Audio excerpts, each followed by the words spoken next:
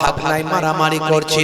হে তরুণ যুবকেরা, হে আমার মুরব্বিয়ানেরা, মুসলমানের দায়িত্ব হক ভুলে গিয়েছে, একে অপরের পাশে দাঁড়ানো ভুলে গিয়েছে।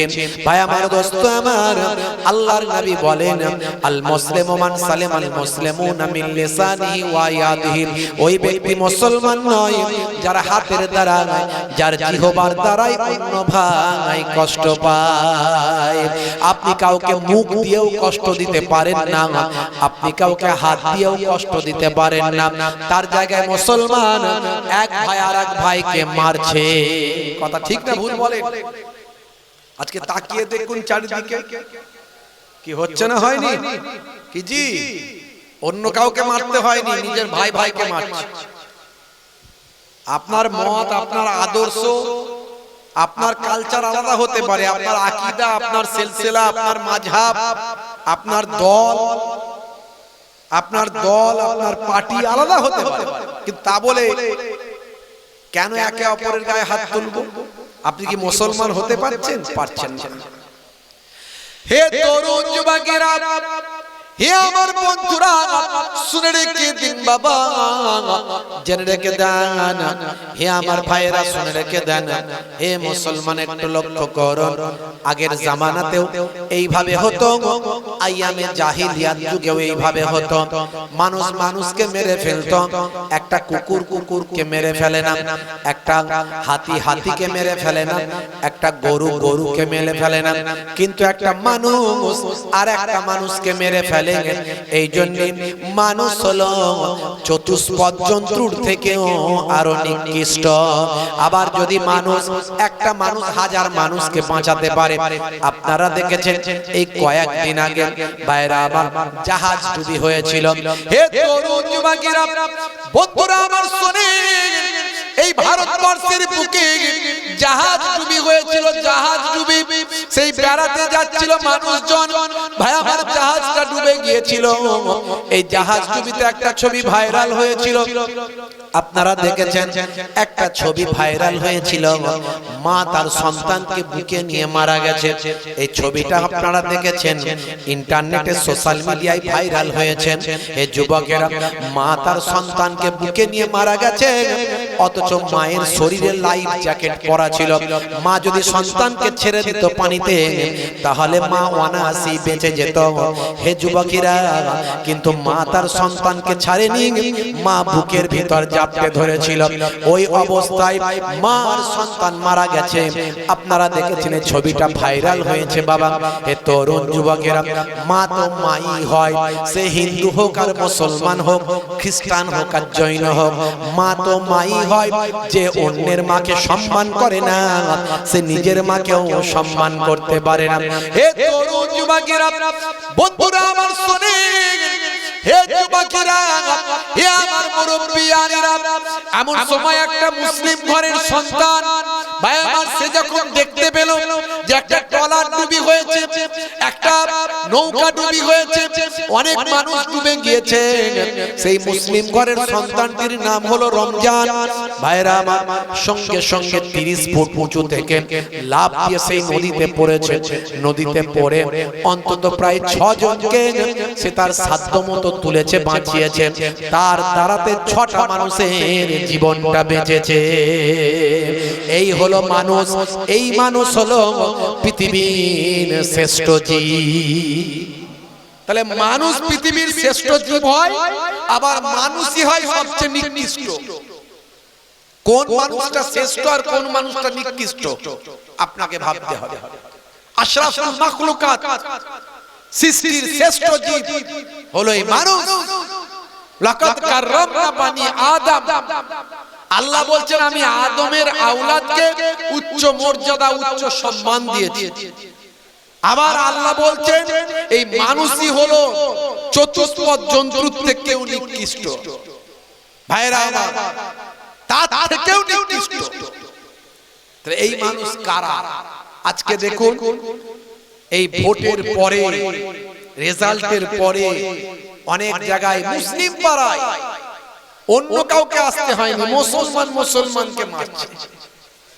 দেখুন কত মানুষ মারা গেল, বড় দুঃখ লাগে। এই যে মানুষটা মারা গেল বা এই যে মানুষটাকে মারছে, এই নেতারা একদিন দুদিন খবর নেবে, 3 দিন পরে আর খবর নেবে না। ওই মানুষটা কিন্তু গ্রামে থাকবে আর আপনিও থাকবেন।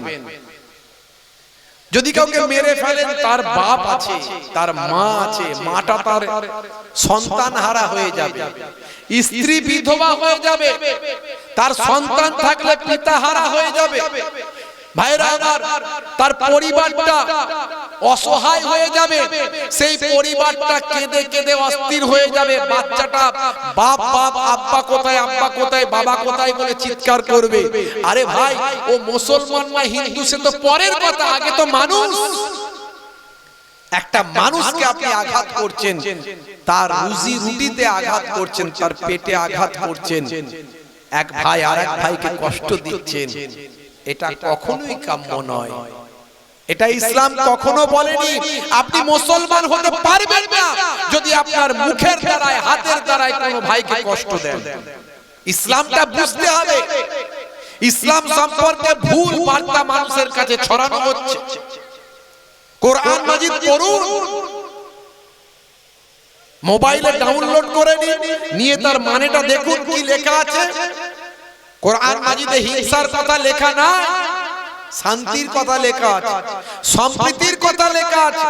কোরআন মাজিদে বলা হয়েছে লাকুম দীনুকুম ওয়ালিয়া দীন, তোমার ধর্ম তোমার কাছে, আমার ধর্ম আমার কাছে। কোরআন মাজিদেই বলা হয়েছে লা ইকরাহা ফিদ্দীন, ধর্মে কোনো জবরদস্তি নাই, জোর করে ধর্ম হয় না। কোরআন মাজিদেই বলা হয়েছে যারা আল্লাহ ব্যতীত অন্যের ইবাদত করে, অর্থাৎ অমুসলিমদের তোমরা গালি দিও না। মারা তো দূরের কথা, গালি পর্যন্ত দিতে নিষেধ। কিন্তু আজকে মানুষের কাছে ভুল বার্তা পৌঁছানো হচ্ছে। ভাইরা আমার, হে তরুণ যুবকেরা, হে আমার বন্ধুরা, শুনে রেখে দিন বাবা, জেনে রেখে দেন, মানুষ শান্তির পথে আসবে, শান্তি সম্প্রীতির কথা বলতে হবে। হে যুবকেরা, হে আমার মুরব্বিয়ানেরা, আগের জামানাও এইভাবে মানুষকে পথভ্রষ্ট করা হতো, মানুষকে হিংসার দিকে ঠেলে দেওয়া হতো। কিন্তু আগের জামানাতেও এই রকম নবীরা এসেছেন বাবা, মানুষকে শান্তির কথা বলেছেন। তাদের কাছে সবচেয়ে আগে মানুষকে তারা ভালোবেসেছেন। মুসলমান, হিন্দু, খ্রিস্টান পরের কথা, আগে মানুষকে ভালোবাসতে হবে, এটা তারা বারবার বলার চেষ্টা করেছেন। হে তরুণ যুবকেরা, হে আমার বন্ধুরা, শুনে রেখে দিন বাবা, জেনে রেখে দেন, আজ থেকে কম বেশি প্রায় 3000 বছর আগে, এই 3000 বছর আগে এমন একটা সময় ছিল, সেই সময় মানুষ, ভাইরা আমার, একজন নিজস্ব খোদা বানিয়েছিল, পাথরের তৈরি খোদা। সেই খোদার কাছে তারা ইবাদত করত, তাকে খোদাকে বৃষ্টির খোদা বলে মনে করত। হে যুবকেরা, পানির খোদা বলে তাকে মনে করত। সে খোদার নাম দিয়েছিল বাল খোদা, বাল। ভাইরা আমার, তরুণ যুবকেরা আমার, মুরব্বিয়ানেরা আমার, আমার আল্লাহ কোরআন মাজিদের ভিতরে এই খোদার নামটা আল্লাহ উল্লেখ করেছেন। আল্লাহ বলেছেন তোমরা প্রকৃত আল্লাহর ইবাদত ছেড়ে বাল খোদার ইবাদত শুরু করেছ। সূরার নাম সূরা সাফফাত, আয়াত নাম্বার হলো 125। হে তরুণ যুবকেরা, হে আমার মুরব্বিয়ানেরা, শুনে রেখে দিন বাবা, জেনে রেখে দেন। হে মুসলমান, একটু লক্ষ্য করুন, আমার আল্লাহ তাআলা কোরআন মাজিদের ভিতরে এই খোদার নামটা উল্লেখ করে জানিয়ে দিয়েছেন। হে দুনিয়ার মানুষ, আমার আল্লাহ বলছেন আতাদউনা বালাল, আমার আল্লাহ বলছেন তোমরা কি বালকে ডাকো? এই বাল খোদার কথা আল্লাহ বলছেন। হে দুনিয়ার মানুষ, শুনে রেখে দাও, তোমরা প্রকৃত আল্লাহকে ত্যাগ করে দিয়ে এই বাল খোদার তোমরা ইবাদত করছো। এই বাল খোদা হলো বৃষ্টির খোদা। তারা মনে করত বৃষ্টি দেওয়ার জন্য এই খোদা।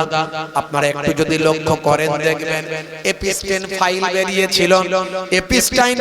বেরিয়েছিল, আমেরিকার ওই সমস্ত বড় বড় ভাই আমার ব্যক্তিদের নাম সে ফাইলের মধ্যে উল্লেখ করা হয়েছে। ডোনাল্ড ট্রাম্পের কথা উল্লেখ করা হয়েছে। ভাইরা আমার শুধু তাই নয়, পৃথিবী বিখ্যাত বিখ্যাত নেতাদের কথা উল্লেখ করা হয়েছে। পৃথিবী বিখ্যাত বিখ্যাত ভাই আমার ব্যক্তিদের কথা উল্লেখ করা হয়েছে। এই এপিস্টাইন ফাইলের ওখানে উল্লেখ করতে গিয়ে সেখানে বালের ইবাদত করার কথা উল্লেখ এসেছে। অর্থাৎ সেই প্রাচীন কালের সে খোদার উল্লেখটা এপিস্টাইন ফাইলের মধ্যে উল্লেখিত হয়েছে। আপনারা দেখবেন। হে তরুণ যুবকেরা, আজ থেকে 3000 বছর আগে এই খোদার জন্ম। ভাইরা আমার, তরুণ যুবকেরা আমার, হে আমার মুরব্বিয়ানেরা, তৎকালীন যুগে ভাইরা আমার শামের মানুষ, শাম, এই শাম দেশ হলো বর্তমান ফিলিস্তিন, বর্তমান লেবানন, ভাই আমার সিরিয়া, এই সিরিয়া ভাই আমার ফিলিস্তিন এবং লেবানন, এই জায়গাগুলো মিলে শাম বলা হয়। শাম, এই দেশগুলো মিলে শাম এখন বিভক্ত হয়ে অনেকগুলো দেশ হয়েছে। তৎকালীন যুগে শামের মানুষেরা চাষবাস করতো বাবা, তারা চাষের উপর নির্ভরশীল। যদি পানি আকাশ থেকে না হতো, জমিন ফেটে চৌচির হয়ে যেত, খরা হয়ে যেত, ভাই আমার দুর্ভিক্ষ হয়ে যেত। হে তরুণ যুবকেরা, হে আমার বন্ধুরা, শুনে রেখে দিন বাবা, জেনে রেখে দেন, পানি যখন হতো না তখন তারা এই বাল খোদার ইবাদত করত। এইভাবে প্রকৃত আল্লাহ থেকে মানুষকে সরিয়ে দেওয়ার তারা কৌশল করেছিল। প্রকৃত আল্লাহ থেকে মানুষকে সরিয়ে দেওয়ার তারা কৌশল করেছিল। ভাইরা আমার, তরুণ যুবকেরা আমার, মুরব্বিয়ানেরা আমার, মুসলমান একটুখানি লক্ষ্য করুন। এইভাবে তারা আল্লাহর পথ থেকে মানুষকে বিভ্রান্ত করে যাতে আল্লাহর ইবাদত না করতে পারে তার জন্য বিভিন্ন কৌশল অবলম্বন করেছিল। মহান স্রষ্টাকে ভুলে গিয়ে, ভাই আমার, মহান সৃষ্টিকর্তাকে ভুলে গিয়ে তারা নিজস্ব একটা খোদা তৈরি করেছিল। সেই খোদা হলো বৃষ্টির খোদা। সেই খোদা কিসের খোদা? জোরে বলে, বৃষ্টির, পানির খোদা। বুঝতে পারছেন? হে তরুণ যুবকেরা, হে আমার বন্ধুরা, হে আমার যুবকেরা, শুনে রেখে দিন বাবা, এই বাল খোদার দ্বারা ইবাদত শুরু করেছিল, বাল খোদাকে ডাকা শুরু করেছিল। শুধু তাই নয়, বাল খোদার একটা স্ট্যাচু তৈরি করে সেই বাল খোদাকে খুশি করার জন্য 450 খানা বাল খোদা আর পণ্ডিত যারা বাল খোদার কাছে থাকে, বাল খোদার দেখাশোনা করে, এইরকম 450 খানা পণ্ডিত, 450 খানা আলেম, 450 খানা পণ্ডিত মানুষ তারা কি করলো বাবা? ভাইরা আমার, তরুণ যুবকেরা, আকাশ থেকে পানি না হওয়ার কারণে তারা বলল বাল খোদাকে খুশি করতে হবে। খুশি করতে গেলে বাল খোদার কাছে কি করতে হবে? তোমাদের বাচ্চাদের উৎসর্গ করতে হবে, বাচ্চাদের উৎসর্গ করতে হবে, ছোট ছোট বাচ্চাদের কুরবানি দিতে হবে। সেই খোদার পায়ের কাছে ছোট ছোট বাচ্চাদের কি করতে হবে? উৎসর্গ করতে হবে, অর্থাৎ তাদেরকে বলি দিতে হবে, মানে কুরবানি করতে হবে, তাদেরকে জবাই করতে হবে। সামান্য পানির জন্য, তাদের চাষের জন্য, ফসলের জন্য নিজেদের বাচ্চাকে উৎসর্গ করতে তারা কোনো কুণ্ঠা বোধ করলো না। তার কারণ তাদের মধ্যে অন্ধত্ব ঢুকে গিয়েছে। তারা মনে করেছিল বাচ্চা উৎসর্গ করলে আমাদের বাল খোদা খুশি হবে, রাজি হবে, এই কথা মনে করেছে। হে তরুণ যুবকেরা, বন্ধুরা আমার, শুনে এইভাবে তারা লটারির মাধ্যমে বাল খোদার কাছে বাচ্চা উৎসর্গ করত, বাচ্চাকে কুরবানি করত।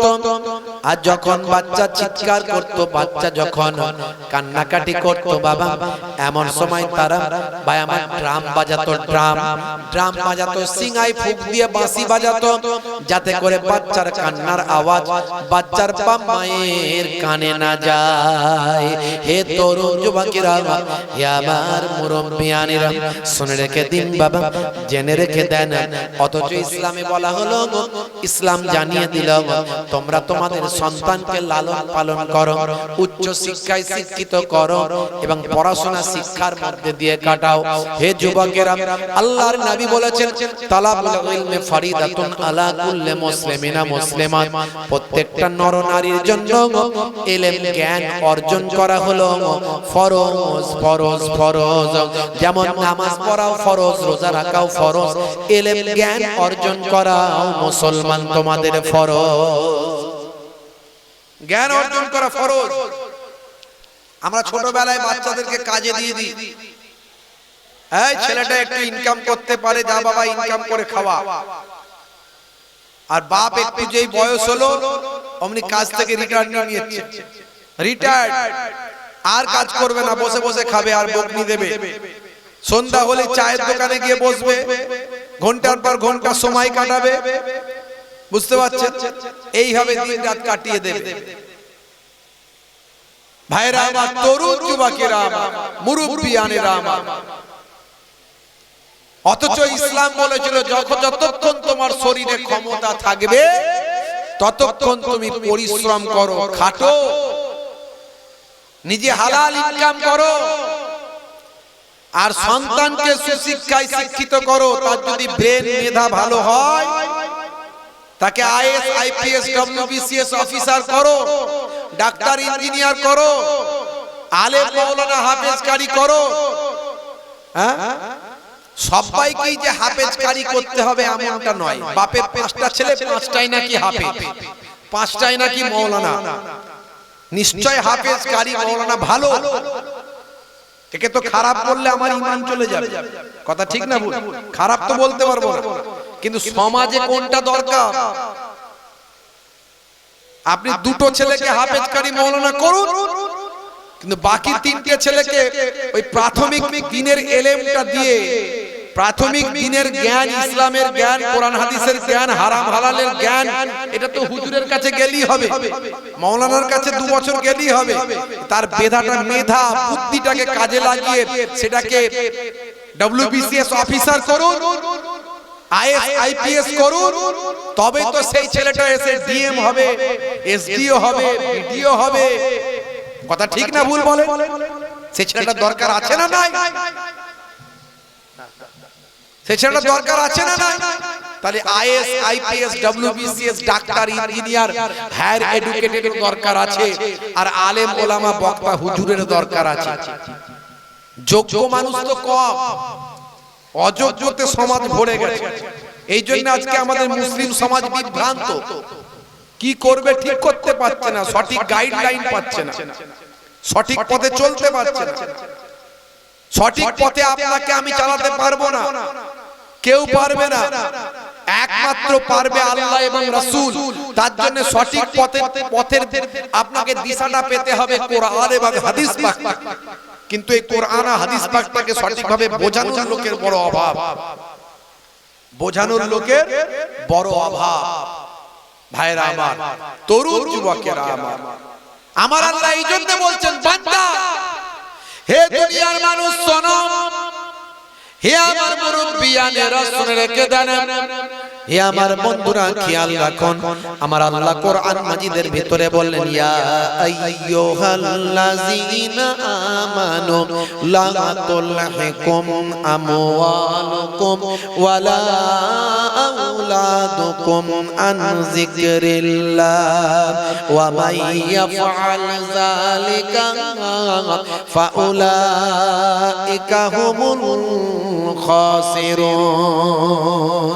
হে তরুণ যুবকেরা, হে আমার বন্ধুরা, अल्लाह रब्बुल आलमीन बोलते ना भूला दे माल तुम्हारा और औलाद तुम्हारे আল্লাহকে ইবাদত से যদি তোমরা আল্লাহর ইবাদত থেকে ভুলে যাও তোমাদের সন্তান সন্ততি কাজ কারবার ব্যবসা বাণিজ্য মাল মাতা যদি পেয়ে এগুলো পেয়ে তোমরা যদি আল্লাহর ইবাদতটা যদি ভুলে যাও আল্লাহ বলছেন বান্দারে তোমরা ধ্বংসপ্রাপ্ত হবে তোমরা ক্ষতিগ্রস্তদের অন্তর্ভুক্ত হবে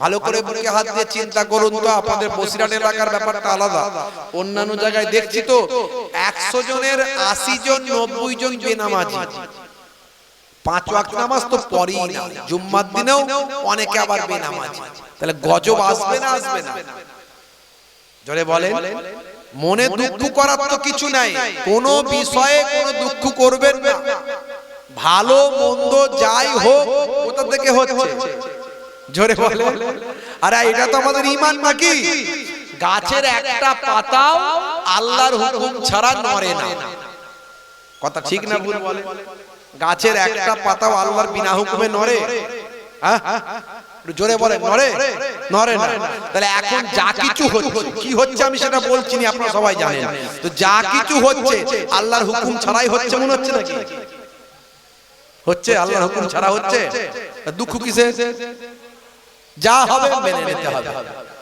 আমরা মুসলমান নিজেরা তো খারাপ হয়ে গেছে কিসের খারাপ বলে হুজুর আমরা খুব খারাপ না খুব খারাপ নয় কিন্তু বলুন আল্লাহ 82 বার নামাজের কথা বললো আর আমরা 5 ওয়াক্ত নামাজটা ছেড়ে দিয়েছি নামাজ পড়ি না তা আল্লাহর গজব আসবে না আসবে না এগুলো সব গজব কথা ঠিক না ভুল বলে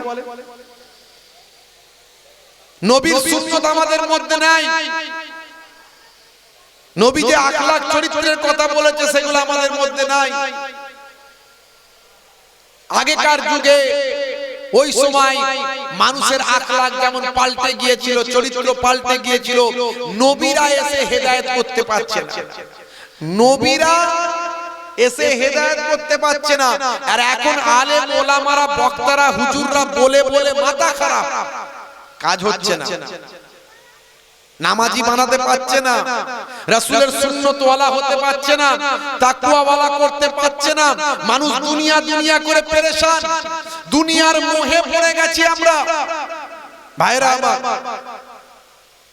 হে তরুণ যুবকেরা হে আমার বন্ধুরা শুনে রেখে দিন বাবা জেনে রেখে দেন এগুলো সব এক একটা গজব আল্লাহর পক্ষ থেকে গজব ভাইরা আমার তরুণ যুবকেরা আমার হে আমার মুরব্বিয়ানেরা শুনে রেখে দিন বাবা আল্লাহর পক্ষ থেকে বিভিন্ন গজব মানুষের মাঝখানে আসবে আল্লাহ বলেছেন বান্দারে যদি তোমরা তোমাদের ছেলে মেয়ে বিবি বাচ্চা মাল মাতা সম্পদ কাজ কারবার ভুলে গিয়ে কাজ কারবার পেয়ে আমি আল্লাহ আমার ইবাদতটা ভুলে যাও তাহলে তোমরা ক্ষতিগ্রস্ত হবে তাহলে তোমরা ধ্বংসপ্রাপ্ত হবে হে যুবকেরা হে আমার মুরব্বিয়ানেরা এই যে বিভিন্ন রকম গজব আসছে বিভিন্ন রকম অশান্তি আসছে বিভিন্ন রকম টেনশন আসছে এগুলো সব আল্লাহর পক্ষ থেকে আসছে যদি বলেন হুজুর আচ্ছা বলুন তো ওই ব্যক্তি নামাজি ওই ব্যক্তি পরেশগার ওই ব্যক্তি আল্লাহ ওয়ালা তার উপরেও কেন এই বিপদটা এসেছে মনে রাখবেন ইব্রাহিম নবীর উপরে বিপদ এসেছিল না আসেনি এসেছিল না আসেনি ইব্রাহিম নবী গুনাহগার ছিলেন না নবী ছিলেন নবীরা বেগুনাহ মাসুম নবীদের কোনো গুনাহ নাই কিন্তু বিপদ এসেছিল না আসেনি মনে রাখবেন যখন আল্লাহ ওয়ালা মানুষদের উপর কোনো বিপদ আসে হে তরুণ যুবকেরা হে আমার মুরব্বিয়ানেরা শুনে রেখে দিন বাবা জেনে রেখে দেন আমার আল্লাহ বলেন বান্দারে আমি মাঝে মাঝে তোমাদের পরীক্ষা নিই ولنبلونكم بشيء من الخوف والجوع ونقص من الأموال والأنفس والثمرات وبشر الصابرين আল্লাহ বলছেন বান্দারে মাঝে মাঝে আমি তোমাদের পরীক্ষা নিই তোমাদের মালের ক্ষতি দিয়ে তোমাদের জানের ক্ষতি দিয়ে তোমাদের সম্পদের ক্ষতি দিয়ে মাঝে মাঝে ফল ফ্রুট তোমাদের বাগান তোমাদের শস্য শ্যামলা ফলমূল সেগুলোর ক্ষতি দিয়ে তোমাদের এই সমস্ত ক্ষতি দিয়ে আমি আল্লাহ মাঝে মাঝে মাঝে তোমাদের পরীক্ষা নিই, এই পরীক্ষার মাধ্যমে আমি দেখতে চাই কে উপকৃত হয়, কে পরীক্ষায় পাস করে। হে তরুণ যুবকেরা, ওয়ানাফসিম মিনাল আমওয়াল ওয়াল আনফুসি ওয়াস সামারাত ওয়াবাশশিরিস সাবিরিন। এই বিপদে পড়লে কে সবর করে, ধৈর্য ধারণ করে, যে ধৈর্য ধারণ করবে, যে সবর করবে, আমার আল্লাহ বলেন তার জন্য আছে মহা পুরস্কার। ইব্রাহিম নবীকে আল্লাহ বিপদের মধ্যে ফেলেছিলেন নমরুদের দ্বারা। নমরুদ তাকে চক্রান্ত করে ইব্রাহিম নবীকে কয়েক কিলোমিটার দূর থেকে, বহু দূর থেকে ইব্রাহিম নবীকে ভাই আমার ওই গুলতির মধ্যে দিয়ে ছুঁড়ে ছুঁড়ে ফেলে দেওয়া হয়েছিল। এত বিশাল আগুন জ্বালিয়েছিল, কয়েক কিলোমিটার জুড়ে আগুন জ্বালিয়েছিল। সেই আগুন জ্বালিয়ে ভাই আমার যারা এই আগুনের কাছে গেছে তারাই ঝলসে পুড়ে গেছে, আগুনের কাছে যারা গেছে তারাই ধ্বংস হয়ে গেছে। তাই ইব্রাহিম নবীকে নমরুদ আগুনে ফেলতে চায়, দূর থেকে ঘুরিয়ে ঘুরিয়ে লাট্টুর মতো ছুঁড়ে ফেলে দেওয়া হয়েছিল। হে তরুণ যুবকেরা, হে আমার বন্ধুরা, ইব্রাহিম নবী আল্লাহ তাআলার উপর নারাজ হয়ে যাননি, আল্লাহ তাআলার উপর নাশুকরি করেননি। আমার আল্লাহ তাআলার উপর সবর করেছিলেন, ধৈর্য ধারণ করেছিলেন, বিপদে পড়েছিলেন, আল্লাহর উপর ধৈর্য ধারণ করেছিলেন। আমার আল্লাহ দেখলেন ইব্রাহিম নবী ধৈর্য ধারণ করেছে, পরীক্ষায় উত্তীর্ণ হয়েছে। সেই সময় আগুনে যখন নিক্ষেপ করা হলো, আমার আল্লাহ আগুনকে নির্দেশ দিলেন, ইয়া নারুকুনি বারদাও ওয়া সালামান আলা ইব্রাহিম। হে তরুণ যুবকেরা, হে আমার বন্ধুরা, আমার আল্লাহ বললেন, হে আগুন, ইব্রাহিম নবীর জন্য তুমি শান্তিদায়ক শীতল হয়ে যাও, এতটা ঠান্ডা হয়ে যাওনি যতটা ঠান্ডা হলেই আমার বন্ধুর কষ্ট হবে। আবার এতটা শীতল হয়ে যাওনি যাতে করে যতটা শীতল হলে আমার বন্ধুর অসুবিধা হবে। তুমি নরমাল হয়ে যাও, না খুব ঠান্ডা আবার না খুব গরম, তুমি নরমাল হয়ে যাও। ইব্রাহিম নবীর জন্য আগুনটা ফুলের বাগান হলো, সুন্দর শান্তিদায়ক জায়গা হয়ে গেল। হে তরুণ যুবকেরা, আজও যখন ইমানদারের উপর বিপদ আসছে, ভাই আমার এসআইআরের বিপদ, নাম ডিলিটের বিপদ, তারপরে আজকের যুগে এই সমস্ত ভাই আমার বিভিন্ন রকম অশান্তি, হইচই, মারপিট, দাঙ্গা হাঙ্গামা যাই হোক না কেন, ভাইরা আমার যত বিপদে আসুক না কেন, মনে রাখবে ইমানদারদের জন্য ওটা পরীক্ষা। ইমানদাররা ভেঙে পড়ে না, ইমানদাররা কখনো মুসরে পড়ে না, ইমানদার সব সময় আল্লাহর উপর তাওয়াক্কুল করে।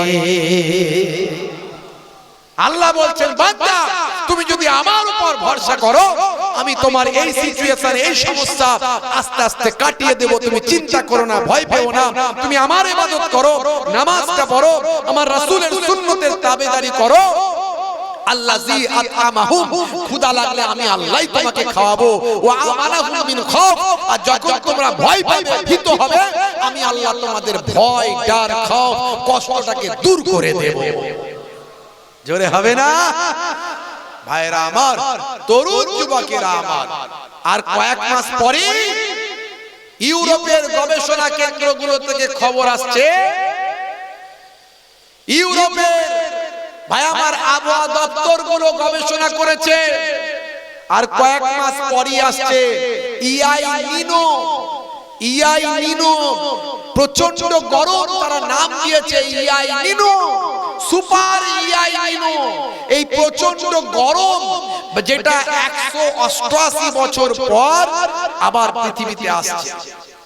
বুঝতে পারছেন, প্রশান্ত মহাসাগর তার পানি হঠাৎ করে গরম হয়ে যাবে, সেই গরম পানির আবহাওয়া এমন ছড়িয়ে পড়বে, বিশেষ করে উপমহাদেশ ভারত সহ কয়েকটা দেশে, যে প্রচন্ড পরিমাণে গরম আমাদের এখানে আসতে চলেছে। ইআই নিনো তার নাম দিয়েছে, সুপার ইআই নিনো, যাতে এই ঘটনা 188 বছর আগে পৃথিবীতে হয়েছিল, 188 বছর পর আবার এই ঘটনা ঘটতে চলেছে আগামী দিন, 128 বছর পর, যার তাপমাত্রা হবে 55 ডিগ্রির উপরে। আমরা 40 ডিগ্রিতে মাথা খারাপ হয়ে যায়, বুঝতে পারছেন তো? 55 ডিগ্রির উপরে সেলসিয়াস তাপমাত্রা হবে। এই তাপমাত্রা 128 বছর আগে একবার হয়েছিল, 2 কোটি মানুষ মারা গিয়েছিল। 2 কোটি মানুষ মারা গিয়েছিল। আবার এই সুপার ইলিনো আসছে আগামী 2-3 মাস পরেই বলছে। এখন আল্লাহ যদি হেফাজত করে আমাদের, বুঝতে পারছেন, তাহলে আলাদা কথা। এটা ইউরোপের যে সমস্ত ভাই আমার আবহাওয়া দপ্তরগুলো আছে তারা গবেষণা করেছে, রিপোর্টটা ইন্টারনেটে এসেছে, খবরটা। আগামী দিন কি হবে কেউ জানে না, বুঝতে পারছেন। তাহলে এগুলো সব কি? এগুলো সব এক একটা গজব, এগুলো সব এক একটা গজব, আল্লাহ প্রদত্ত গজব। একমাত্র বাঁচাতে পারে কে? আল্লাহ। আজকে যে আপনি অন্যের উপরে অত্যাচার করছেন, আপনি কি জানেন আগামী 1 সপ্তাহ বাঁচবেন? আমি কি জানি বাঁচবো? আজকে গায়ে গরম আছে, জোশ আছে, 10টা ছেলে পাশে আছে, হ্যাঁ, কিন্তু আগামী 1 সপ্তাহ বাঁচবো কিনা আমরা জানি না। হে তরুণ যুবকেরা, হে আমার বন্ধুরা, শুনে রেখে দিন বাবা, দুনিয়ার বিভিন্ন রকম জিনিসপত্র বেরিয়েছে, এর দ্বারা আপনাকে আমাকে আল্লাহ ভুলিয়ে দেওয়া হচ্ছে।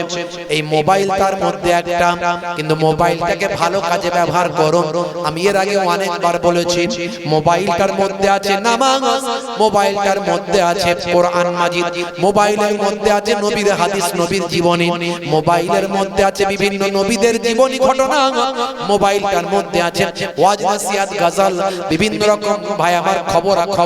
কিন্তু মোবাইলটায় আবার আছে বিভিন্ন অশ্লীলতা, বিভিন্ন গান বাজনা অশ্লীলতা, বিভিন্ন খারাপ ভিডিও, খারাপ ছবি।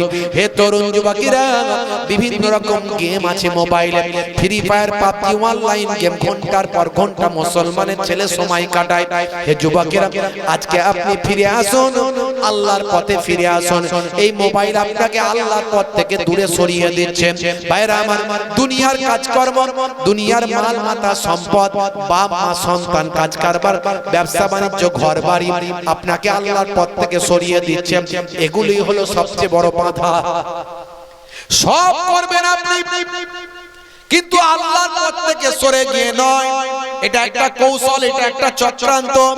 মানুষকে আজকে নেশাখোর, পাত্তাখোর, গাঁজাখোর, তারিখোর, মদখোর, জুয়াখোর, মুসলমানের ছেলে তিরঙ্গা, গুটকা, গোয়া, ছোটবেলা থেকে নেশাখোর হয়ে যাচ্ছে, আছে না নাই? জিভ ঠোঁট দাঁত চেনা যায় না মুসলমানের ছেলে। হে যুবকেরা, অথচ 1450 বছর আগে আল্লাহর নবী বলেছেন, কুল্লু মুসকিরিন হারাম, প্রত্যেক নেশা হলো হারাম, প্রত্যেক নেশাই তো হারাম। নবীর হাদিস, নবীর দিকে ছিল মদ, ওই জন্য মদের কথা আল্লাহর নবী বলেছেন, বুঝতে পারছেন? কোরআন মাজিদে আল্লাহ মদের উল্লেখ করেছেন, ইন্নামাল খামরু ওয়াল মাইসিরু ওয়াল আনসাবু ওয়াল আজলামু রিজসুম মিন আমালিশ শাইতান। এগুলো সব শয়তানি কাজ। 4টে কথা বলা হয়েছে, তার মধ্যে একটা মদ। কিন্তু নবীর যুগে তার তিরঙ্গা ছিল না, গুটকা ছিল, এই বিমল ছিল না কি নবীর যুগে? কি জি শান্তি ছিল, শান্তি। হ্যাঁ, মনে যত হচ্ছে অশান্তি, ওরা খাচ্ছে শান্তি, বুঝতে পারছেন? ভাবছে মনকে করব শান্তি। হ্যাঁ, কারবার চলছে ভালো, ভালো চলছে ধান্দা, খাচ্ছে রজনীগন্ধা, আছে না নাই? হাইব্রিড সিগারেট এখন আবার মেয়েরাও চালাচ্ছে। কলকাতার দিকে একটু শহর এলাকায় আর লজ্জা ফজ্জা নাই, মেয়েরা দোকানে যাচ্ছে, কিনছে, ফাট করে ম্যাচিস লাগিয়ে ধরে নাক দিয়ে ছাড়ে দিয়ে বেরিয়ে যাচ্ছে। মানে কোন জায়গায় পৌঁছে গেছে বুঝতে পারছেন? আল হায়াউ সুবাতু মিনাল ঈমান, লজ্জা হলো ঈমানের অঙ্গ। নারীরা ডাক্তার হবে, হায়ার এডুকেশন লাভ করবে, নারীরা পড়াশোনা করবে, সুশিক্ষায় শিক্ষিত হবে। আপনার ঘরের নারী যদি ডাক্তার না হয়, তাহলে আপনার ঘরের অন্য মহিলাদের সম্মান বাঁচবে কি করে? আমার নবীর যুগে মেয়েরা কবি ছিলেন, কবি, মেয়েরা উচ্চ শিক্ষায় শিক্ষিতা ছিলেন। আমার নবীর জামানায় এমনকি মেয়েরা যুদ্ধে পর্যন্ত যোগদান করেছেন। জোরে বলুন সুবহানাল্লাহ। তা পর্দা তো নিজের কাছে, হেফাজতের সঙ্গে আপনার আমার ঘরের মায়েদের চলতে হবে, কারণ পর্দা করা ফরজ। সেই পর্দার মধ্যে থেকে পড়াশোনা করতে হবে। পর্দা মানে মাথায় রাখুন সবচেয়ে বড় পর্দা হলো পর পুরুষের কুদৃষ্টি থেকে নিজেকে বাঁচানো। প্রত্যেকের ভিতরে তো আল্লাহ নাফস দিয়েছে, হ্যাঁ শয়তানি নাফস আছে, সেই কুদৃষ্টি থেকে পরপুরুষের কুদৃষ্টি থেকে নিজেকে রক্ষা করা এমন ভাবে তুমি চলাফেরা করো। আজকে মুসলমানের নারী করছে বাড়াবাড়ি, মাথায় ওড়না নাই, গায়ে ওড়না নাই, হাই রে হাই। তোমার মধ্যে কোরআন ছিল, তোমার মধ্যে নবীর হাদিস ছিল, তুমি আল্লাহ পেয়েছিলে, নবী পেয়েছিলে, অথচ নিজের জীবনটাকে তৈরি করতে পারলে না।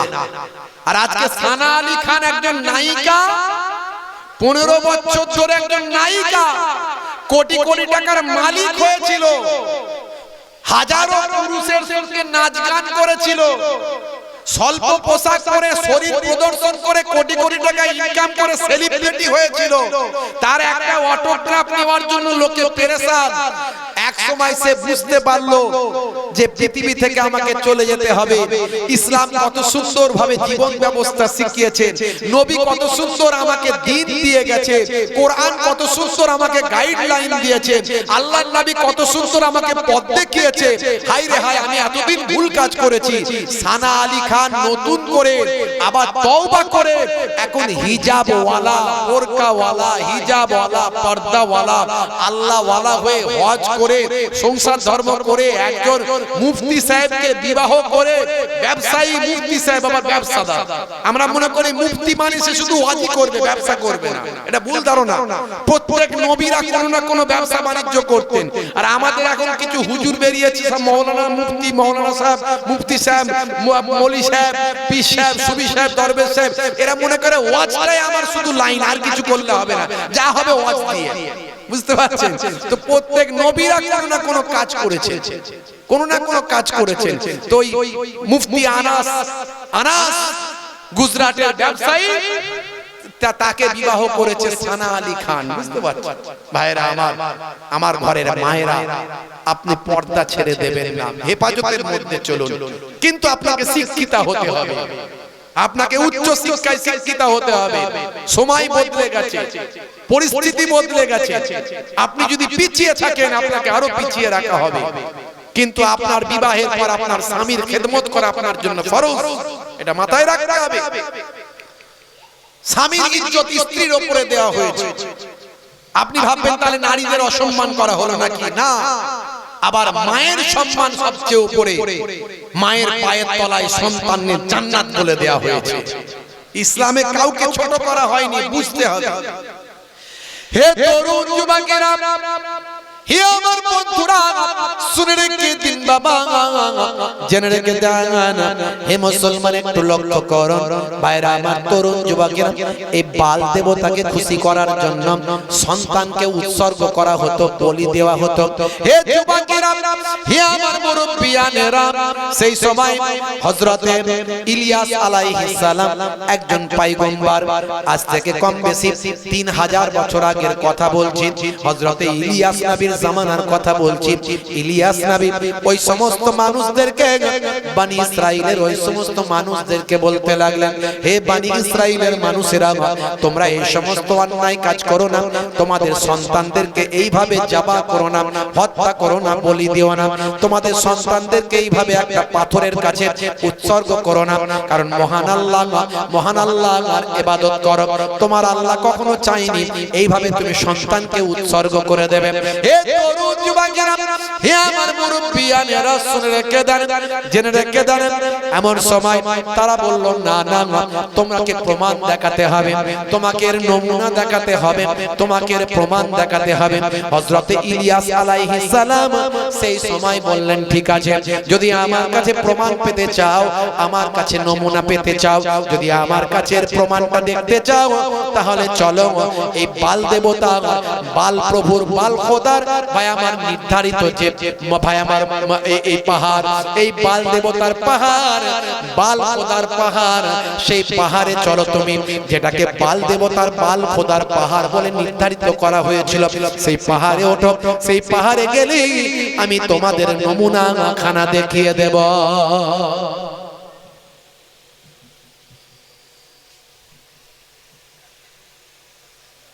সকালবেলা এত সুন্দর একটা সকালবেলা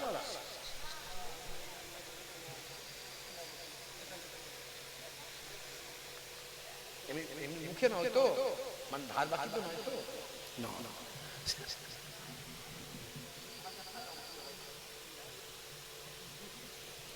দরুদ শরীফ আল্লাহুম্মা সাল্লি আলা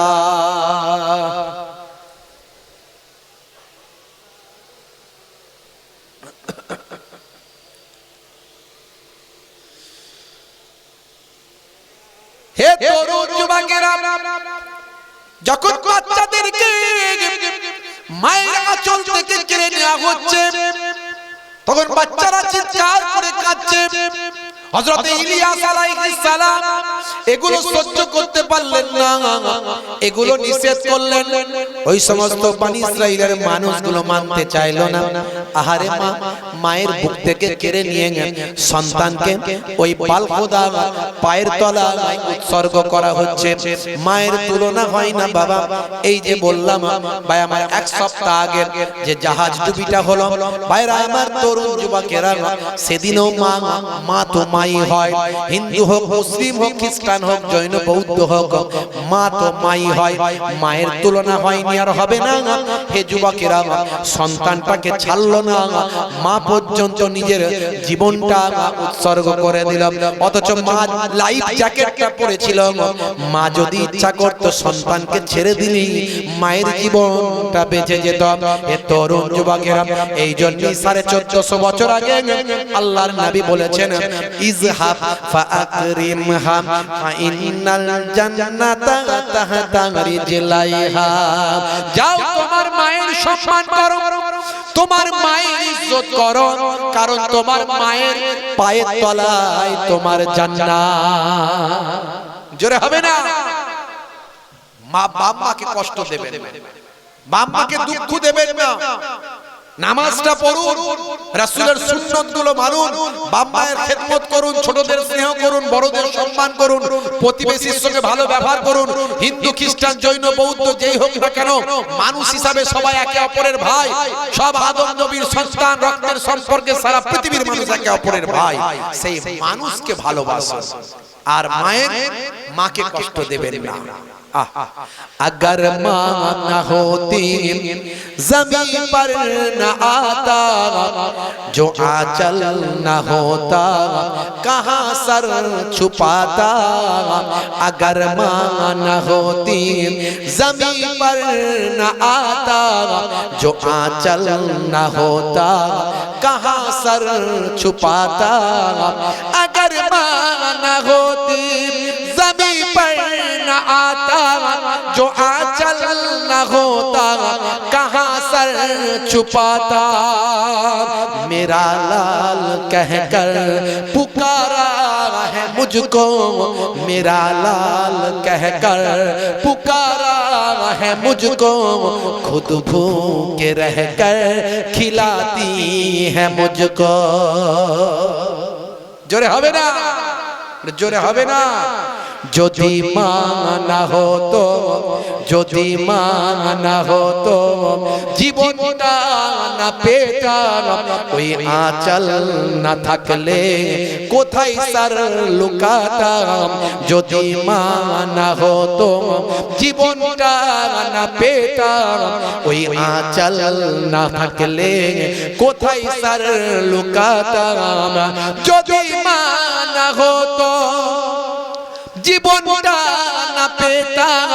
ওই আঁচল না থাকলে কোথায় সর লুকাতাম। আমার লাল বলে ডাকতো আমাকে, নিজে খোদা থেকে খাওয়াতো আমাকে। জোরে হবে না? সেই হলো মা। মাকে কষ্ট দেবেন না। হযরত ইলিয়াস আলাইহিস সালাম রাগান্বিত হয়ে তাদেরকে বললেন, তোমরা যদি এই অন্যায় বন্ধ না করো, আমি যতদিন না আল্লাহর কাছে দোয়া চাইবো ততদিন আকাশ থেকে পানি হবে না। জোরে হবে না? জোরে হবে না? হে তরুণ যুবকেরা, হে আমার বন্ধুরা শুনে রেখে দিন বাবা, ওই সমস্ত বনি ইসরাইলের মানুষগুলো অনেক চেষ্টা করলো, অনেক সন্তান উৎসর্গ করলো, তারপরও পানি হলো না। আকাশ থেকে এক বিন্দু পানি হয় না, জমিনটা ফেটে চৌচির হয়ে গেল, খরা হয়ে গেল। শেষে হযরতে ভাই আমার ইলিয়াস আলাইহিস সালাম কে খুঁজে খুঁজে তারা বের করলো, বের করে বলল আমাদের নমুনা দেখাও, তাহলে তোমার কথা মেনে নেব।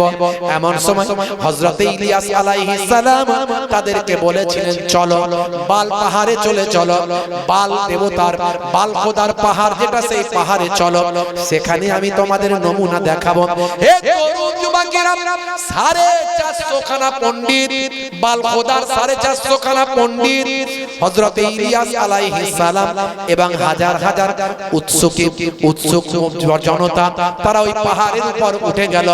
একদিকে 450 খানা পণ্ডিত আর একদিকে হযরতে ইলিয়াস আলাইহিস সালাম।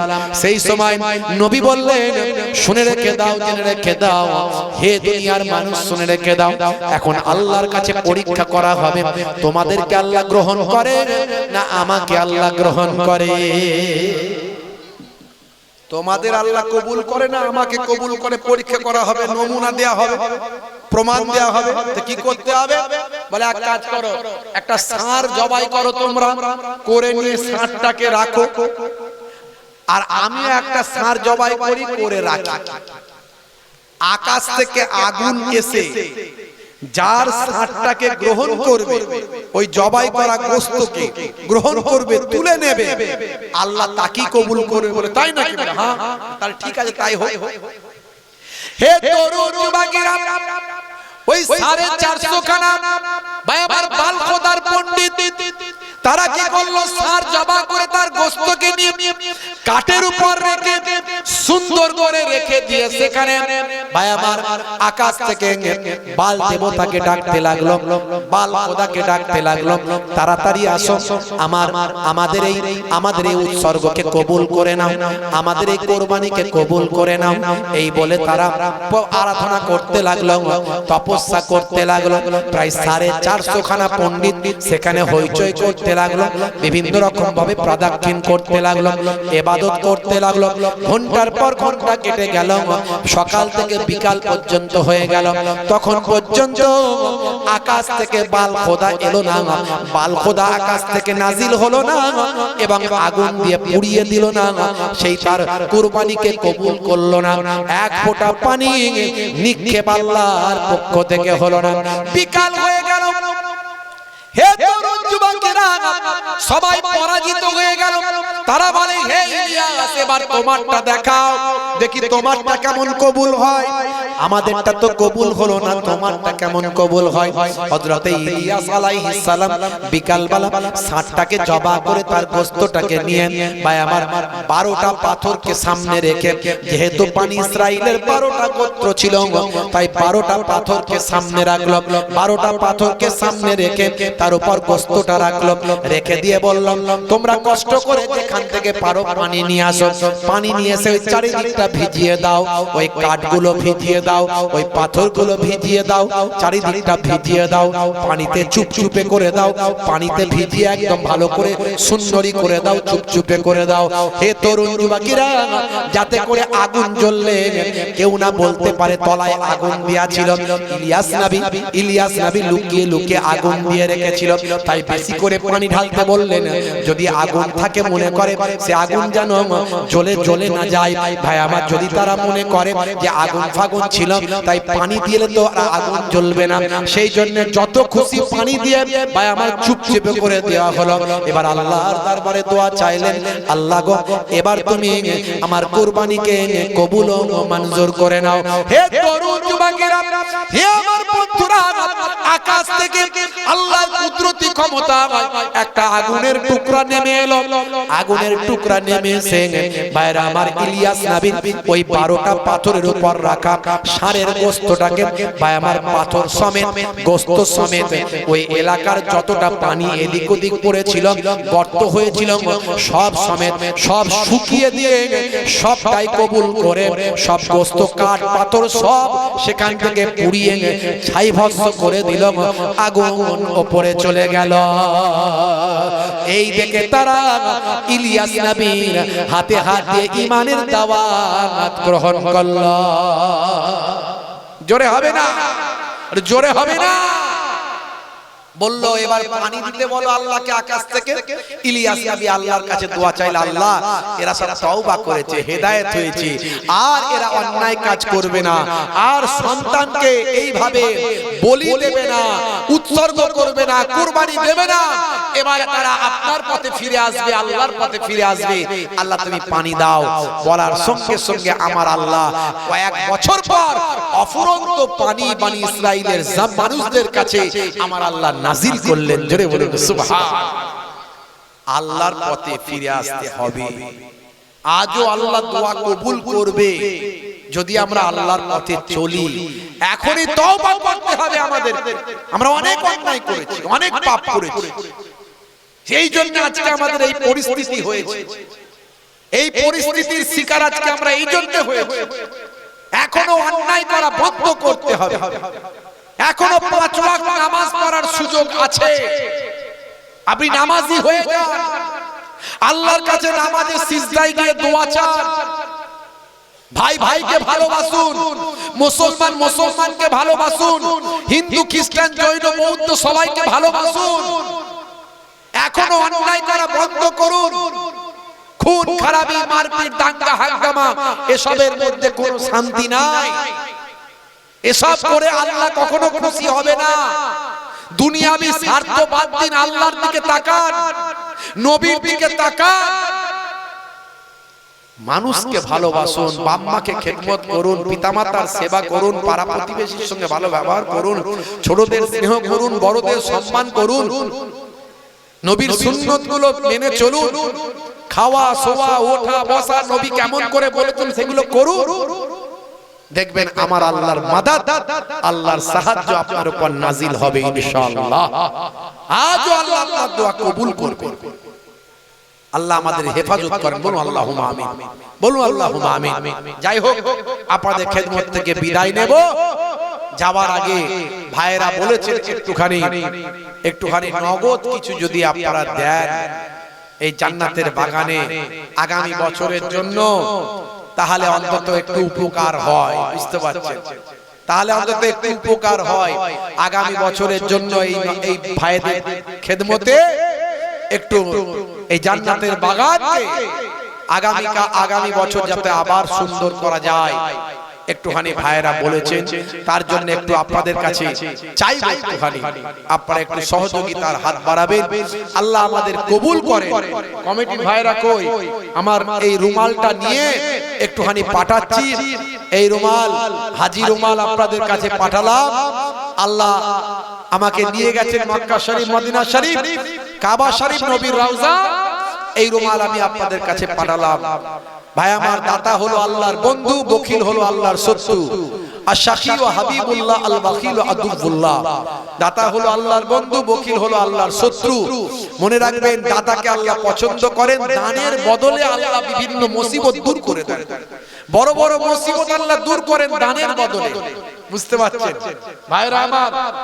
এই দান যেটা ফি সাবিলিল্লাহ করছেন, এটা আল্লাহর দরবারে জমা থাকবে। যার যেমন পকেটে আছে, কম থাকলে কম দেবেন, বেশি থাকলে বেশিটা দেবেন। কিন্তু কৃপণতা করে সামনের দিকে এসো, সামনের দিকে, এই বাবু সামনের দিকে, এদিকে দেখো, দেখে দেখে যাও, চলে গেলে তো হবে না। ভাইদের কাছে ভাই যেমন পকেটে আছে আপনারা দেন। অনেকে হয়তো পকেটে নিয়ে বেরোয় নিয়ে কি করা যাবে, বুঝতে পারছেন? যেমন পকেটে আছে একটু দেন। আপনাদের খেদমত থেকে আমি বিদায় নেব। আল্লাহ রাব্বুল আলামিন আমাদের কবুল করেন। ভাইরা আমার, নামাজটা ছেড়ে দেবেন না, নামাজ ছেড়ে দেবেন না।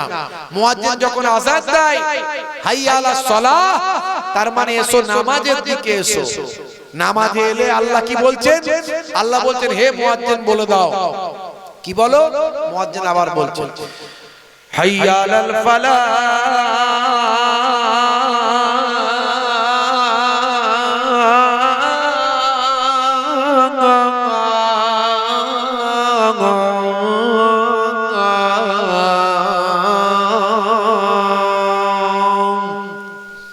নামাজে এলে আমি আল্লাহ তোমাকে কামিয়াবি দান করে দেব। জোরে হবে না? তা নামাজে এলে কামিয়াবি পাবে। আল্লাহর পথে ফিরে আসুন, আল্লাহ কামিয়াবি দেবে। জি হ্যাঁ। আর নামাজ পড়লে স্বাস্থ্যের জন্য উপকার। আমি এর আগে ব্যাখ্যাগুলো সব করেছি। নামাজের মধ্যে কি বিজ্ঞান আছে, ওযুর মধ্যে কি বিজ্ঞান আছে, দাঁড়ির মধ্যে কি সায়েন্স আছে, বিজ্ঞান আছে। পেটটাকে তিনটে ভাগে ভাগ করে চেটে পুচে খেলে কি লাভ হবে, বসে পানি পান করা, বসে পেচ্ছাপ করা, চেটে পুচে খাবার খাওয়া, পায়ের গিরার উপরে যেন পুরুষদের পোশাক না যায়, এগুলো সব আমি বলেছি। এর মধ্যে সায়েন্স আছে, বিজ্ঞান আছে। ইন্টারনেট সার্চ করবেন, প্রায় 25-30 হাজার বক্তব্য আছে, একটা দুটো নয়। কত ওয়াজ করব, ওয়াজ দেখে দেখে শেষ করতে পারবেন না, 25-30 হাজার বক্তব্য আছে। আমি অনেক বলেছি, সব ব্যাখ্যা দিয়েছি। কোরআন মাজিদ থেকে অনেক কোরআনের আয়াতকে সামনে নিয়ে এসে বিজ্ঞান বাস্তবতার সঙ্গে মিলিয়ে বলেছি, বুঝিয়েছি যে কোরআন সত্য, ইসলাম সত্য, নবী সত্য, আল্লাহ সত্য। তাই আমাদেরকে ভালো হতে হবে, সৎ হতে হবে, অনেস্ট হতে হবে, হিংসা মুক্ত সমাজ তৈরি করতে হবে, শিক্ষিত হতে হবে, ভদ্র হতে হবে, নম্র হতে হবে, মানুষকে ভালোবাসতে হবে, একে অপরকে সম্মান করতে হবে, ছোটদের স্নেহ করতে হবে। এগুলো আমি বলেছি। আমরা নবীর তরিকা ভুলে যাচ্ছি, এই জন্য আমাদের এত বিপদ। ভাইরা আমার, নামাজ ছেড়ে দেবেন না। নামাজ আপনাকে প্রকৃত সাচ্চা মুসলমান বানাবে, সাচ্চা মুসলমান বানাবে।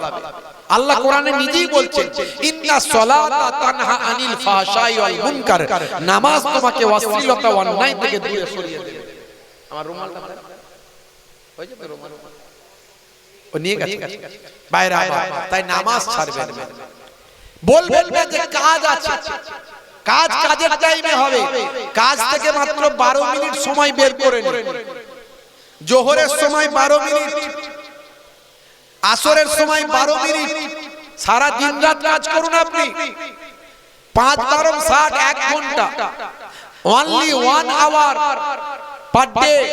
সারা দিনে 1 ঘন্টা নামাজে দেন। কাজকে বলুন, হে কাজ আমার নামাজ আছে। নামাজকে বলবেন না কাজ আছে। 1 ঘন্টা নামাজে দেন, দেখবেন আপনার 1 ঘন্টা নামাজে দিলে আমার আল্লাহ আপনার 23 ঘন্টা কামিয়াবি করে দেবে। জোরে হবে না?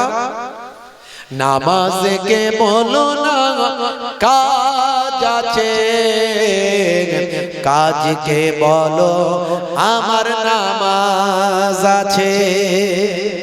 জোরে হবে না? আর জোরে হবে না? ফজর গেল ঘুমে ঘুমে, জোহর বেলাতে কাজ। আসর গেল পাসার আড্ডায়, মাগরিব হেলা ফেলায়।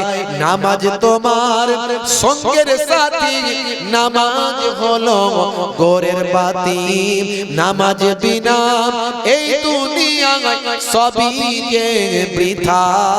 বান্দা নামাজ পড়ো, আকেরে ধরো, ছেড়ো না নামাজ এই জীবনে। করো না কাজা, হবে যে সাজা। দোজখ ঠিকানা আখিরাতে, দোজখ ঠিকানা আখিরাতে। নামাজকে বলো না কাজ আছে, কাজকে বলো আমার নামাজ আছে। জোরে হবে না? নামাজ পড়ুন, আপনার কোনো ভয় নাই, কোনো চিন্তা নাই। লা তাখাফ ওয়া লা তাহজান ইন্নাল্লাহা মা'না। ভয় করো না, চিন্তা করো না, আল্লাহ আমাদের সঙ্গে আছে। কিন্তু আল্লাহকে ভুলে গেলে তো আল্লাহর সঙ্গে থাকবে না। থাকবে? থাকবে। अब किसेर चिंता, किसेर भय, किसेर डर? सब डर भय दुख कष्ट दूर करार मालिक के? জোরে বলেন কে? আল্লাহ বলছেন বান্দা ফালইয়াবুদ রাব্ব হাযাল বাইত। এই কাবা ঘরের যিনি মালিক সে আল্লাহ। আমি আল্লাহ আমার ইবাদত করব। আল্লাযী আত'আমাহুম মিন জু। ক্ষুধা লাগলে আমি আল্লাহই তো তোমাদের খাওয়াই। জোরে বলেন সুবহানাল্লাহ। ওয়া আমানাহুম মিন খাউফ। আর যখন তোমরা ভয় পাবে, ভীত হবে, আমি আল্লাহ তোমাদের ভয়টা দূর করে দেব। জোরে বলুন সুবহানাল্লাহ। ভয় পেলে কে দূর করে? আল্লাহ বলছেন আমিই তো দূর করি। অর্থাৎ ভয় পেও না, চিন্তা করো না, আল্লাহর পথে ফিরে এসো, নিজের কাজ নিজে করো, দেখবে সব ঠিক হয়ে যাবে ইনশাআল্লাহ। আল্লাহ আমাদের কবুল করেন, বলুন আল্লাহুম্মা আমিন, বলুন আল্লাহুম্মা আমিন। দরুদ শরীফ আল্লাহুম্মা সাল্লি আলা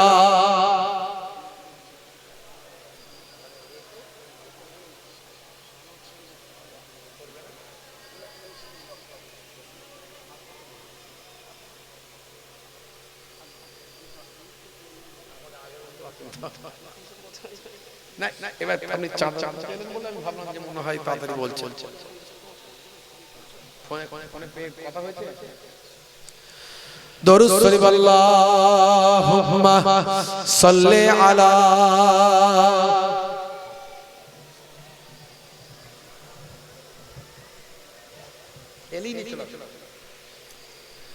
হে তরুণ যুবকেরা, হে আমার বন্ধুরা, হে আমার মুরব্বিয়ানেরা, শুনে রেখে দিন বাবা, জেনে রেখে দেন মুসলমান। হযরত মুসা কালিমুল্লাহর জামানায় বহুদিন আকাশ থেকে পানি হয়নি, বহুদিন আকাশ থেকে পানি হয়নি বাবা। হযরতে মুসা কালিমুল্লাহর জামানায় বহুদিন আকাশ থেকে পানি হয়নি।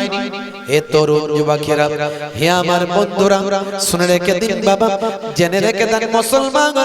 এমন সময় মানুষগুলো, মুসা নবীর জামানার মানুষগুলো, মুসা নবীর উম্মতগুলো মুসা নবীর কাছে গিয়ে হাজির হলো। ও নবী মুসা কালিমুল্লাহ, আপনি আল্লাহর কাছে দোয়া চান। বহুদিন আকাশ থেকে পানি হয়নি, অর্থাৎ জমিনটা ফেটে চৌচির হয়ে গেছে, গাছগুলো সব হলুদ হয়ে গেছে, জমিনটা শুকিয়ে গেছে, আমাদের রুজি রুটিতে অসুবিধা হয়ে গেছে, খাদ্যের আমাদের সমস্যা হচ্ছে, আমরা খাবার পাচ্ছি না, শস্য শ্যামলা ফলমূল সব নষ্ট হয়ে গেছে। ও নবী মুসা কালিমুল্লাহ, আপনি আল্লাহর কাছে দোয়া চান। মুসা কালিমুল্লাহ আল্লাহর সঙ্গে কথা বলতেন। মুসা কালিমুল্লাহ আল্লাহর সঙ্গে কথা বলতেন। আমার এইটা দিতে হবে, যে রুমালটা, আমার রুমালটা দিতে হবে, রুমাল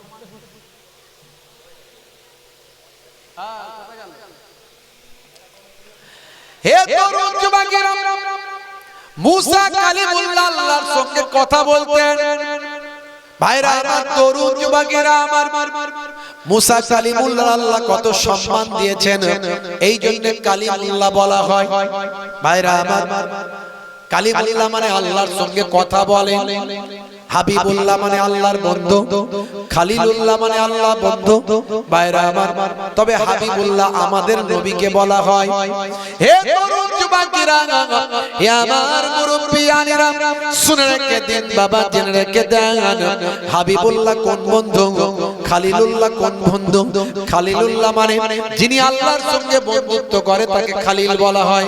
আর হাবিবুল্লাহ কাকে বলা হয় ভালো করে বুঝবেন, আল্লাহ যার সঙ্গে বন্ধুত্ব করেন তাকে হাবিব বলা হয়। আমার আপনার নবীর সঙ্গে আল্লাহ বন্ধুত্ব করেছিলেন, এই জন্য আমার আপনার নবীকে হাবিবুল্লাহ বলা হয়। জোরে হবে না?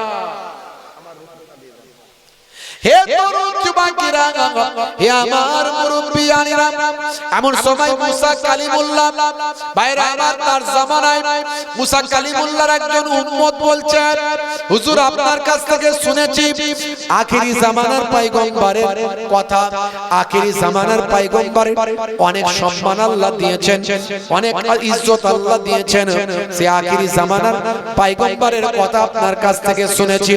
মুসা কালিমুল্লাহ বলল, হ্যাঁ শুনেছো।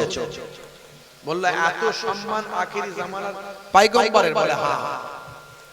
হে তরুণ যুবকেরা, শুধু তাই নয়, হযরতে মুসা কালিমুল্লাহ ওই তার উম্মতকে বললেন, ও উম্মতেরা শুনে রেখে দাও, শুধু আখিরি জামানার পয়গম্বরের নয়, সেই নবীর যারা উম্মত হবেন, আখিরি জামানার পয়গম্বরের উম্মত যারা হবেন, তাদেরও আমার আল্লাহ অনেক সম্মান দিয়েছে।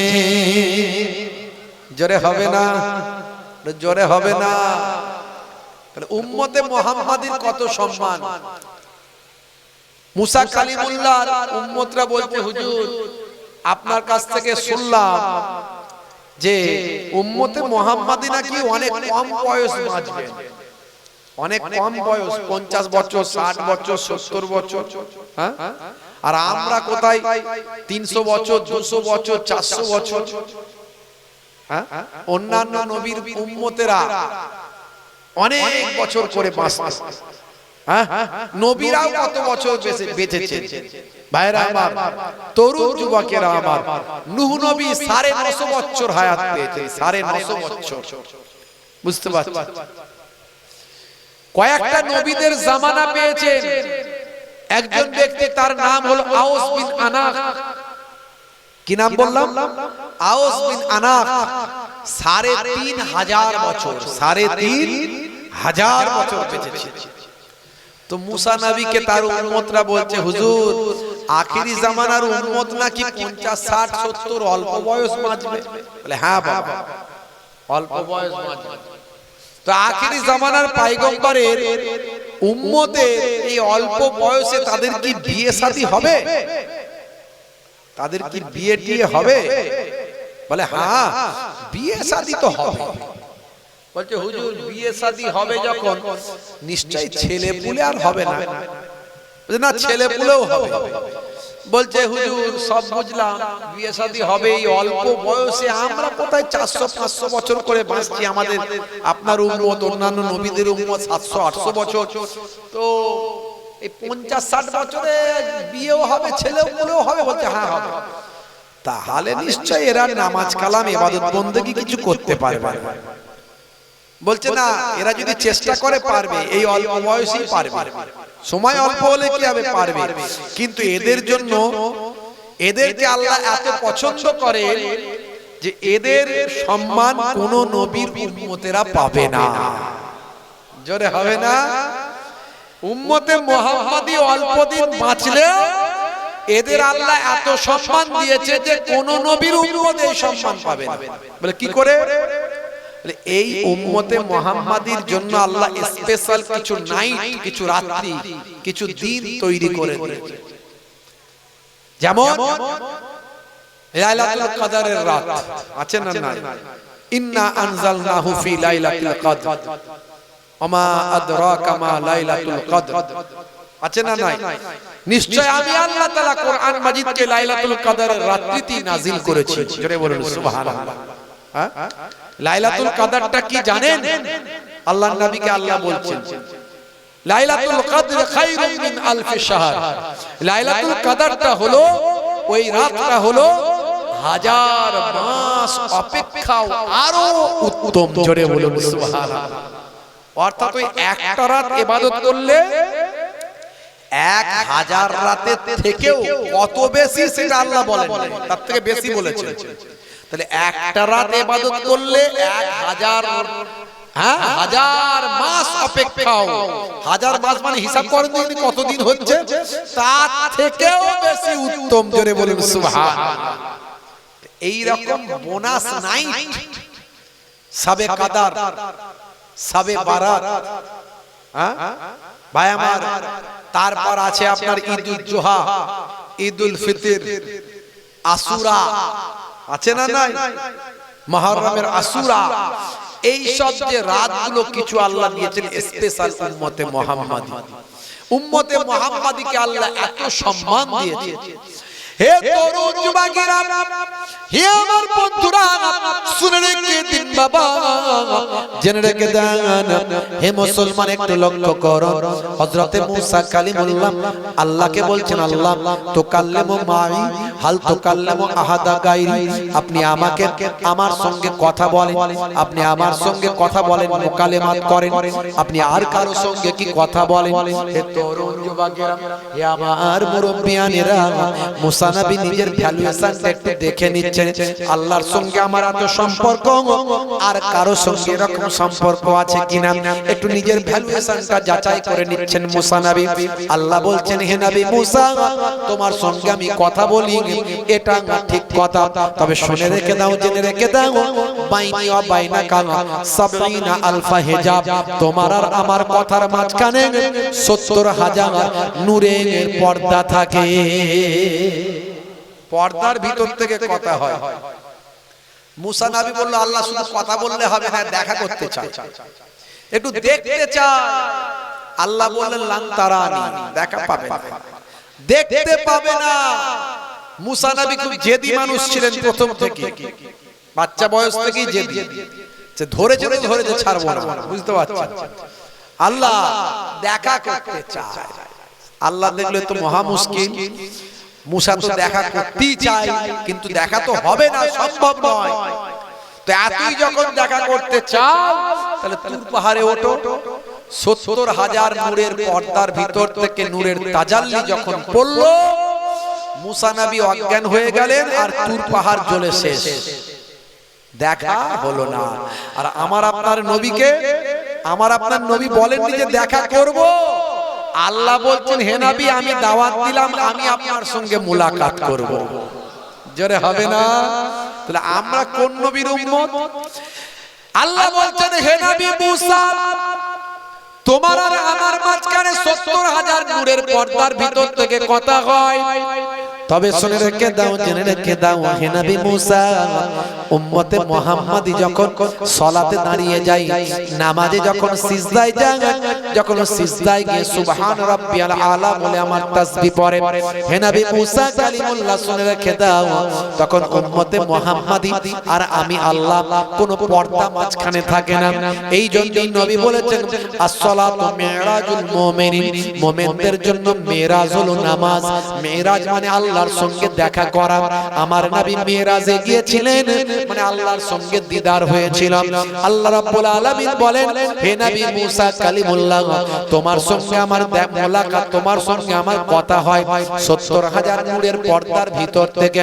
কিন্তু উম্মতে মুহাম্মাদিকে আমি আল্লাহ তো সম্মান দিয়েছি, উম্মতে মুহাম্মাদি যখন নামাজটা পড়বে তখন আমি আল্লাহ আমার সঙ্গে ডাইরেক্ট কথা হবে এবং দেখাও হবে। জোরে হবে না? আর জোরে হবে না? তাহলে সেই নবীর উম্মত আমরা, নামাজ যেন ছেড়ে না দিই। কারণ এত সুন্দর সুযোগ, নামাজের মধ্যে আল্লাহর সঙ্গে কথা হয়, কোনো বাধা থাকে না, কোনো পর্দা থাকে না। হয়তো প্রথম প্রথম আপনার দোয়াটা কবুল হচ্ছে না, কারণ সে জবান তৈরি করতে পারেননি। বুকে হাত দিয়ে ভাবুন তো কত হারাম কথা বলেছেন আর কত হারাম খেয়েছেন। তার সময় লাগবে না, শুদ্ধ করতে তো সময় লাগবে, তারপর তো আল্লাহ কবুল করবেন, যাই তাই ব্যাপার তো নয়। তারপর দেখবেন আল্লাহর কাছে সিজদায় গিয়ে কাঁদতে কাঁদতে বলতে বলতে আপনি দেখবেন আস্তে আস্তে নিজেকে পবিত্র করে ফেলবেন। একদিন দেখবেন হঠাৎ করে আপনার দোয়া কবুল হয়ে গিয়েছে। হবে পরীক্ষিত একেবারে। হে তরুণ যুবকেরা, হে আমার বন্ধুরা, শুনে রেখে দিন বাবা, জেনে রেখে দেন হে মুসলমান, আপনি আল্লাহর পথে ফিরে আসুন, তওবা করুন। হে দুনিয়ার মানুষ, আপনি যদি অন্তর থেকে তওবা করতে পারেন, আমার আল্লাহ চাইলে এখনই আপনার দোয়া কবুল হতে পারে। ভাইরা আমার আল্লাহ কোরআন মাজিদের মধ্যে বললেন ইয়া আইয়ুহাল্লাযীনা আমানু তুবু ইলাল্লাহি তাওবাতান নাসুহা। হে তরুণ যুবকেরা, অন্তর থেকে তোমরা আল্লাহর প্রতি তওবা করো, ইস্তেগফার করো, আমার আল্লাহ তাআলা তোমাদের তওবাকে কবুল করবেন। তোমরা তাওবাতান নাসুহা করো, অন্তর থেকে তওবা করো। আজকে যে গুনাহটা থেকে তওবা করছো, কালকে আর সেই গুনাহ করো না, পরশু আর সেই গুনাহ করো না। আবার যদি শয়তানি ওয়াসওয়াসায় সেই গুনাহ করে ফেলো, আবার তওবা করো।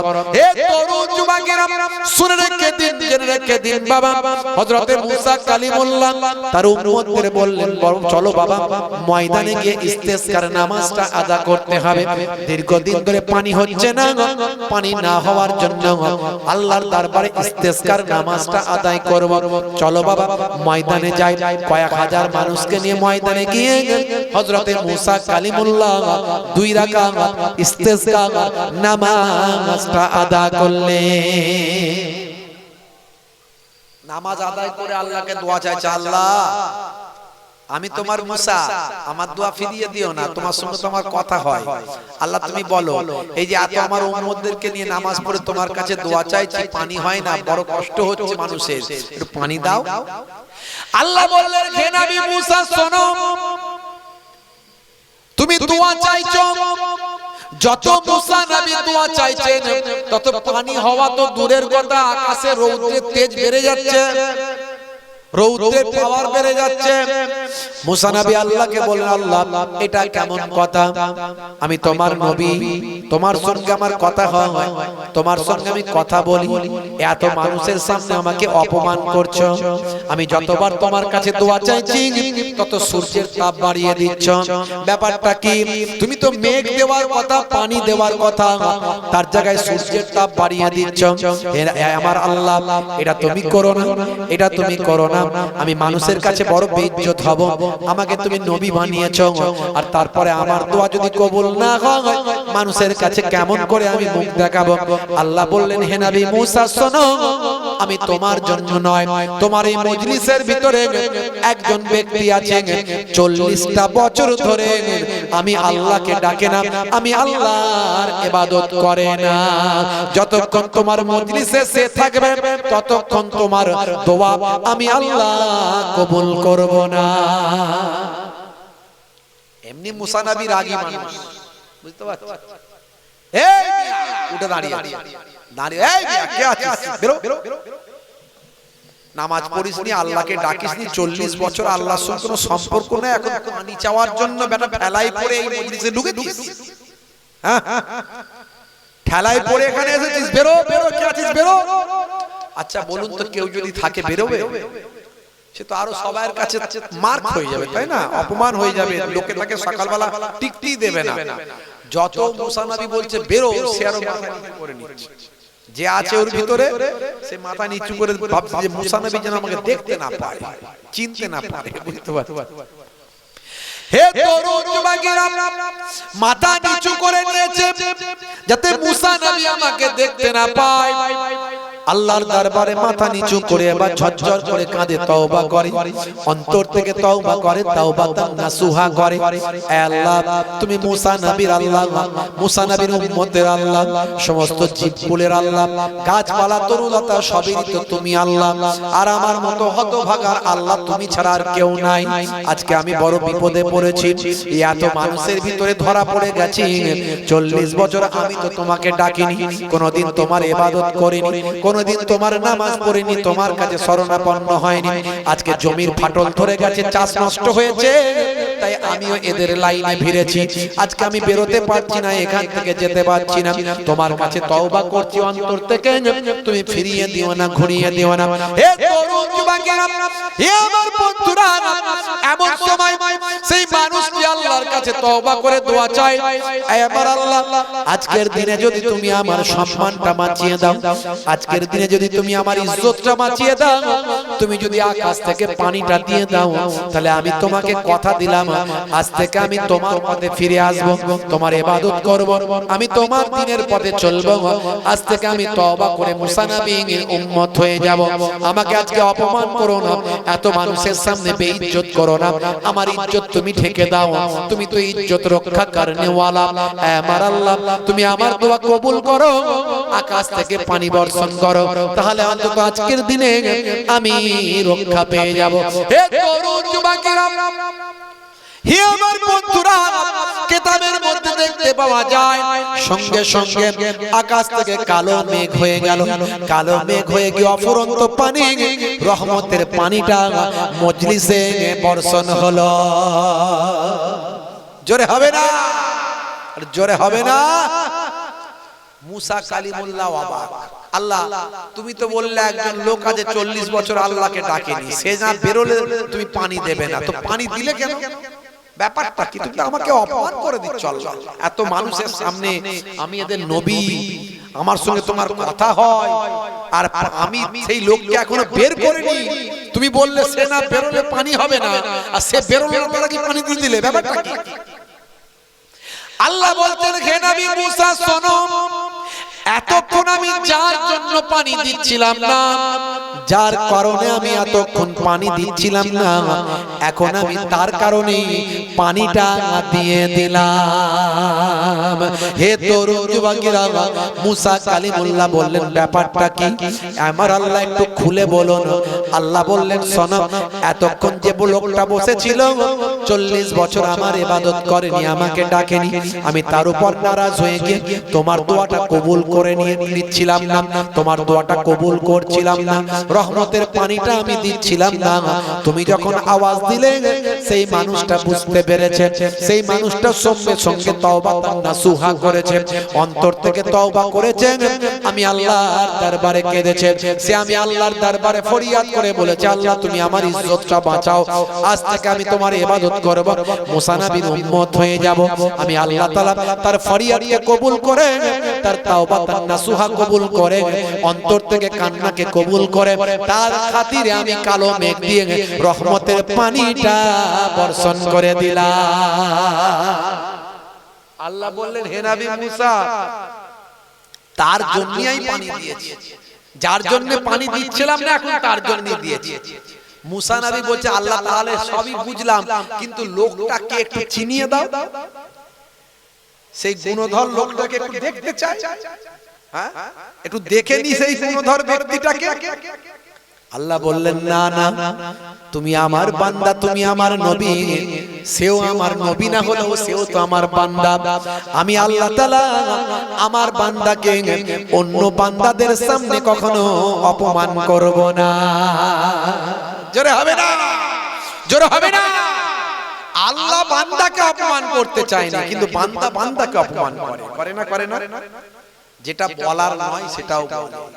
গীবত, চগলখড়ি, চায়ের দোকানে বসে বসে এ খারাপ সে খারাপ, ওর বদনাম ওর দুর্নাম আছে না নাই? করবেন না, এগুলো থেকে দূরে থাকবেন, আল্লাহর পথে ফিরে আসেন, তওবা করে পরিবর্তন হয়ে যান, আল্লাহ এবং রাসূলের পথে ফিরে আসুন, জীবনটা ধন্য হয়ে যাবে। আপনার জবানের দোয়া আল্লাহ কবুল করে নেবেন। বলুন আল্লাহুম্মা আমিন, বলুন আল্লাহুম্মা আমিন।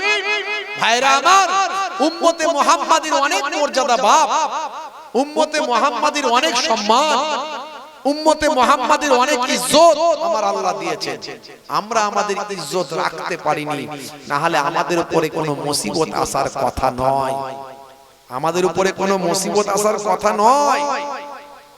তবে এই কিছু ভালো মানুষের উপরে আল্লাহ মুসিবত দিচ্ছেন, এগুলো হচ্ছে পরীক্ষা। আল্লাহ তাদের ঠিক হেফাজত করবেন, ঠিক হেফাজত করবেন, কিন্তু যারা অন্যায় পথে চলছে, অন্যায় পথে চলছে, তারা কিন্তু বিপদগ্রস্ত হবে। তাই আজও সময় আছে, এখনো তওবার দরজা খোলা আছে। আমার আল্লাহ আমাদের হেফাজত করেন। বলুন আল্লাহুম্মা আমিন, বলুন আল্লাহুম্মা আমিন। দরুদ শরীফ, আল্লাহুম্মা সাল্লি আলা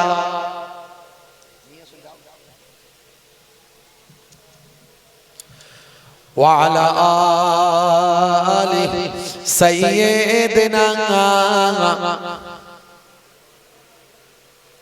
হাজারো ব্যথা বেদনার পরে ফিরে আসুনি তুমি আপন ঘরে, দিনের আলো তুমি ছড়িয়ে দিতে